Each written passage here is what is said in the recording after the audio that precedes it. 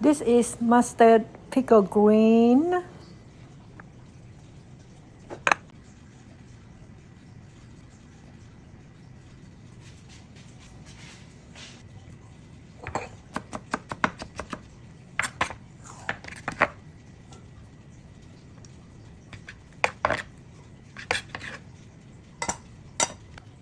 Sugar.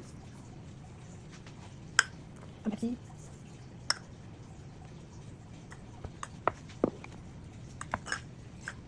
Ginger. Garlic. Green onion. Combine everything together. Again, we have sugar, Pepsi, garlic, ginger, green onion, and pickle mustard juice. And put a little bit on.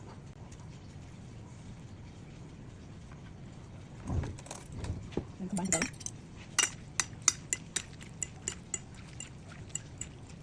This one can go with fried chicken, or fried fish, or steak, pork, chicken. Can go along, everything all mixed go along. You can meat, pork, chicken, fish, seafood. There you go. Just a little bit. Put about a tablespoon.